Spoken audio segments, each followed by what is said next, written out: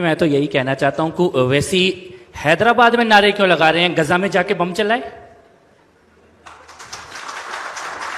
हैदराबाद में कूदने से क्या होगा। वैसी अगर सच्चा है अपने नारे को लेकर, अपनी बात को लेकर, तो बन जा मुजाहिद, जब आई कूद जा तू भी जलती लंका में। ये तो तुम यहां लोगों को बेवकूफ बना रहे हो, यहां ये चलने वाला नहीं है। अपने 5 बंदे इकट्ठे करके उधर तू फिलिस्तीन फिलिस्तीन फिलिस्तीन, तो फिलिस्तीन तो खत्म। उसकी एक्सपायरी डेट उसी दिन पक्की हो गई थी जिस दिन इजराइल पे हमला हुआ था। फिलिस्तीन की नहीं, लेकिन उसके आतंकवादियों की तो निश्चित हो गई थी। मैं ये कहना चाहता हूं यहां बैठे सभी लोगों से, जो इजराइल में हुआ क्या भारत में नहीं हुआ? भारत ने नहीं देखा वैसा हमला? कसाब आया था, क्या था वो दिन? मुंबई में कोई होटल में बैठा है, कोई रेस्टोरेंट में बैठा है, कोई स्टेशन पे है, वो सबको मार रहे हैं, आंख मूंद के मार रहे। एग्जैक्टली वही हमला था जो हमास ने इजराइल में किया, वही भारत में हुआ। और एक बार नहीं हुआ, ये दिल्ली के कनॉट प्लेस में हुआ, लाजपत नगर में हुआ, सरोजनी नगर में हुआ, घंटाघर में हुआ, मुंबई में हुआ, पूरे जर्मनी बेकरी में हुआ, हैदराबाद की गलियों में हुआ, बेंगलोर की गलियों में हुआ, संकट मोचन हनुमान मंदिर, सब जगह हुआ। और हमारे देश में तो क्या हो गया था, वो बस में लिखा होता था अपनी सीट के नीचे देखिए कोई भी लवारिस वस्तु बम हो सकती है। तो तेरे प्रधानमंत्री की सीट के नीचे क्यों नहीं हो सकती थी? हमारे बच्चों की सीट के नीचे ही होती थी बस लवारिस वस्तु बम। आज क्यों नहीं हो रहा? वही सेना, वही पुलिस, वही एजेंसी, वही रॉ, वही गुप्तचर, वही सारा सिस्टम है, खाली एक नेतृत्व बदल गया। आज करके दिखा दे कोई दिल्ली में, मुंबई में, पुणे में। यह राष्ट्रवाद है। और मैं ये कहना चाहता हूं कि कोई गलतफहमी में मत रहना कि जो इजराइल में हुआ वो पहली बार हुआ या आखिरी बार हुआ। जिस दिन अयोध्या में, मथुरा में, काशी में मंदिर गिराए गए होंगे ना, उस दिन अयोध्या, मथुरा, काशी की गलियों ने वही आतंक देखा होगा जो इजराइल ने देखा था।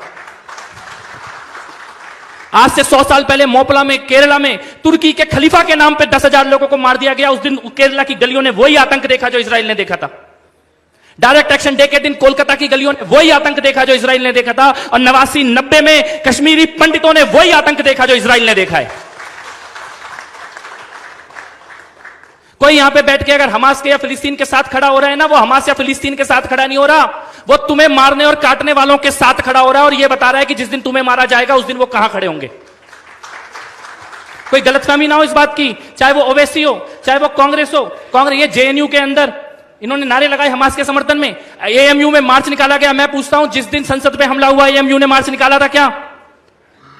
जिस दिन दिल्ली में बम ब्लास्ट हुए एएमयू में मार्च निकला था क्या? जेएनयू में मार्च निकला था क्या?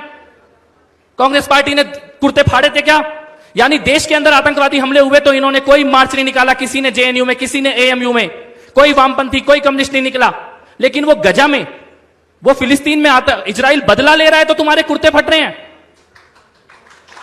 किसके सगे हो, किसके सगे हो, किसके साथ खड़े हो? लेकिन ऐसा नहीं है कि देश इस चीज को देख नहीं रहा, देश इस चीज को देख भी रहा है और देश इस चीज को समझ भी रहा है। इजराइल और हमास की जो लड़ाई है वो आज की लड़ाई नहीं है, और वो 2 देशों की लड़ाई नहीं है, वो सभ्यता की लड़ाई है, वो मानवता की और राक्षसों के बीच की लड़ाई है। और भारत पहले भी मानवता के साथ खड़ा था और आगे भी मानवता के साथ खड़ा होगा।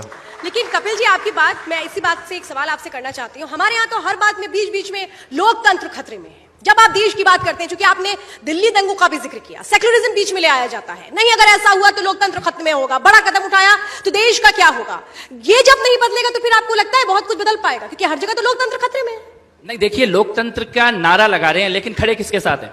जो लोग आज हमास के साथ खड़े हैं भारत में, वही लोग दिल्ली दंगे में ताहिर हुसैन और उमर खालिद के साथ खड़े थे। वही नाम, वही वकील, वही उससे 4 साल पहले पीएफआई के लोगों के साथ खड़े थे, वही उससे पहले सिमी के लोगों के साथ खड़े थे, वही अहमदाबाद ब्लास्ट में आतंकवादियों का केस लड़ रहे हैं, वही कसाब के लिए पेटिशन साइन कर रहे थे, वही याकूब मेनन के लिए कोर्ट खुलवाने वही लोग हैं।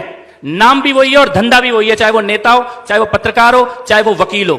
कोर्ट में खड़े होने वाले लोग वही हैं, अखबारों में लिखने वाले लोग वही हैं, टीवी पे आके इनके पक्ष में बोलने वाले लोग वही हैं। वही चेहरे और वही लोग हमास के साथ, वही पीएफआई के साथ, वही सिमी के साथ, वही ताहिर हुसैन के साथ, वही उमर खालिद के साथ। लेकिन मैं ये कहना चाहता हूं कि ईश्वर का न्याय होता है। दिल्ली में जिस आदमी ने दिल्ली के दंगों के समय ये बोला था कि मैं शाहीन बाग के साथ खड़ा हूं, वो आदमी आज उसी जेल में पड़ा हुआ है जहां शाहीन बाग के अपराधी जेल में है। और मैं ये कहना चाहता हूं कि तुम तब शाहीन बाग के साथ थे या नहीं थे, आज तुम वहीं रहोगे जहां शाहीन बाग के अपराधी रहेंगे। ये भी ईश्वर का न्याय है।